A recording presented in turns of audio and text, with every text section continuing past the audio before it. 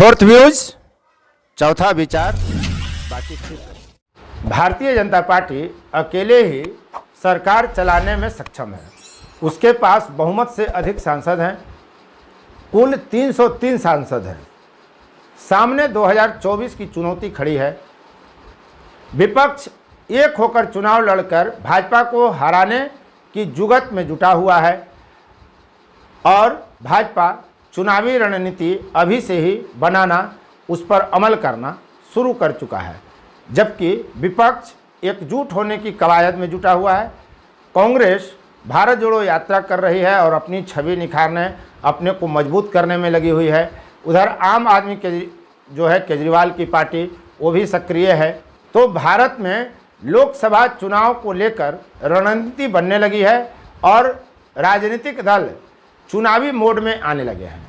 ऐसे में सवाल यह उठता है कि जब सारा विपक्ष एक मत होकर, एकजुट होकर चुनाव लड़ने की कोशिश में जुटा हुआ है और भाजपा को पटखनी देने के लिए समझौते करने में की कवायद किया जा रहा है विपक्ष की तरफ से, तो भाजपा की रणनीति क्या होगी?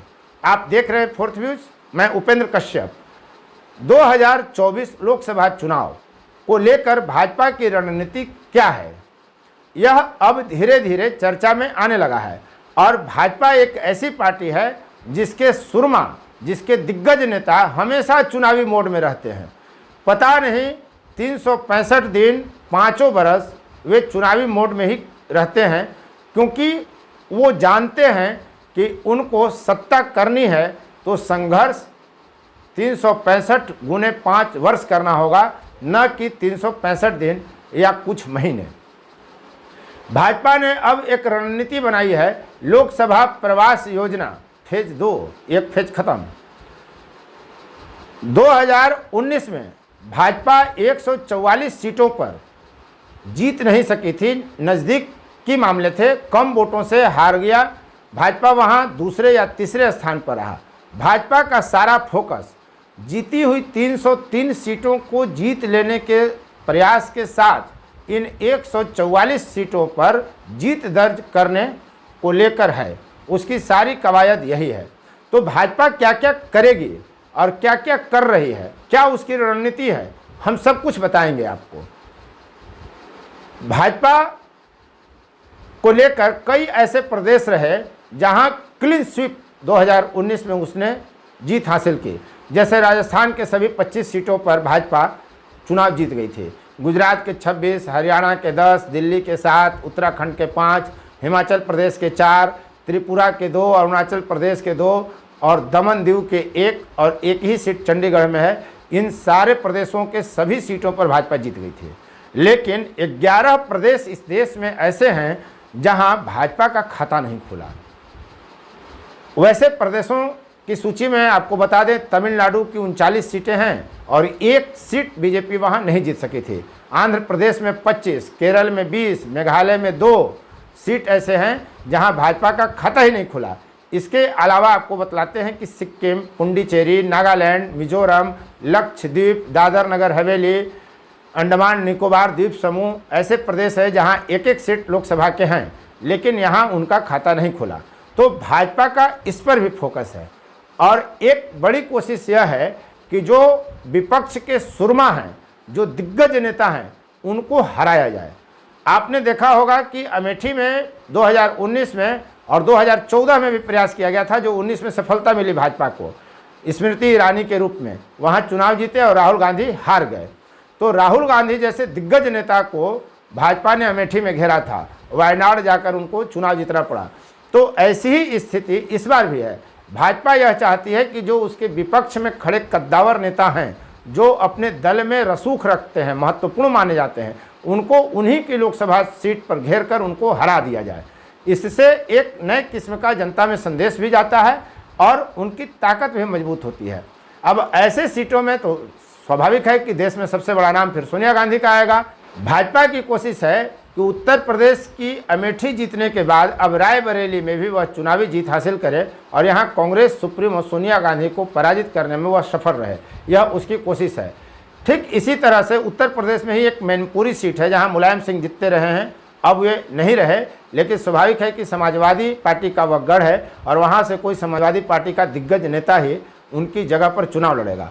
तो भाजपा की कोशिश यह है कि अब मैनपुरी में भी वो घेराबंदी करे कि समाजवादी पार्टी का जो भी दिग्गज वहाँ आए वह चुनाव नहीं जीत सके। इसी तरह से महाराष्ट्र की बारामती की सीट है, जहाँ राष्ट्रीय कांग्रेस पार्टी राकापा की नेता सुप्रिया सुले चुनाव लड़ती हैं, तो उनको उन्हीं के घर में हरा देने की कवायद में बीजेपी जुटी हुई है। इसी तरह पश्चिम बंगाल में एक यादवपुर सीट है, जहां मिमी चक्रवर्ती चुनाव लड़ती हैं तृणमूल से, उनको भी हरा देने की कोशिश की जा रही है। तेलंगाना में महबूब नगर, जहां से श्रीनिवास रेड्डी हैं टीआरएस के दिग्गज। एमपी में छिंदवाड़ा का सीट है, जहां से नकुल नाथ कांग्रेस के हैं, उनको हरा देने की कोशिश बीजेपी करेगी। ये ऐसे सीट हैं जहां मोदी लहर में भी भाजपा को बड़ी कामयाबी नहीं मिली थी। तो ऐसे चिन्हित कुछ सीट हैं जहां भाजपा हर हाल में जीत हासिल करना चाहती है और विपक्षियों के सुरमान जो नेता हैं, जो दिग्गज नेता हैं, उनको हराने की कवायद में जुटी हुई है। जो 144 सीटों पर भाजपा का फोकस है, उसमें पश्चिम बंगाल, तेलंगाना, पंजाब, महाराष्ट्र, उत्तर प्रदेश, छत्तीसगढ़, बिहार, तमिलनाडु के अधिक सीट हैं और यहाँ वो दूसरे या तीसरे स्थान पर बीजेपी रही, जबकि मोदी लहर चरम पर था। तो ऐसे में इन सीटों पर जीतने के लिए भाजपा ने अपनी रणनीति बनाई है। 40 क्षेत्र डिवाइड किए गए हैं 144 सीटों पर जीतने के लिए और 40 लोकसभा सीटों पर नरेंद्र मोदी प्रधानमंत्री भाजपा के दिग्गज स्टार प्रचारक रैली करेंगे, बड़ी रैली करेंगे। बाकी सीटों पर भी जीत हासिल करने के लिए, वहां संगठन को मजबूत करने के लिए उसने बीजेपी अध्यक्ष जेपी नड्डा, केंद्रीय गृह मंत्री अमित शाह की रैली का आयोजन करने की रणनीति पर बीजेपी काम कर रही है और वहां करेगी। बाकी जो दिग्गज नेता हैं उनको भी लगाया गया है, रिपोर्ट मांगे जा रहे हैं और भाजपा अपने 303 सीट को सुरक्षित रखते हुए जो जीती हुई है 2019 में, उसके आगे 144 और सीटों पर कैसे जीत हासिल हो, या 303 सीटों पर जो जीती है भाजपा उसमें से कुछ सीट घटते हैं, तो जहां वो दूसरे तीसरे स्थान पर 2019 में रही है 144 सीटों पर, वहां जीत कर उसकी भरपाई कर सके, इस कोशिश में बीजेपी है। यह बीजेपी की अपनी रणनीति है। भाजपा ने अपनी रणनीति में जो शामिल किया है उसमें प्रमुख है प्रचार अभियान पर अमल करना, आम लोगों के बीच पहुंच बढ़ाना, पॉलिटिकल मैनेजमेंट करना, पार्टी का पॉजिटिव इमेज बनाना, लोकसभा क्षेत्र में नाइट होल्ड करना, रात्रि विश्राम करना, धर्मगुरुओं से मिलना, अधिवक्ताओं और चिकित्सकों से मिलना, ये सब फंडा बीजेपी आजमा रही है। तो आप देखिए कि 2024 में क्या होता है। 24 में अभी वक्त है काफ़ी, लेकिन 2024 की जीत के लिए गोटियां बिछाने, रणनीति बनाने, उस पर अमल करने का काम भाजपा शुरू कर चुकी है। बाकी दल भी प्रयासरत हैं और उनके भी प्रयास साफ साफ दिखते हैं। अभी तक इस वीडियो में बने रहने के लिए आपको बहुत बहुत धन्यवाद। फोर्थ व्यूज, चौथा विचार।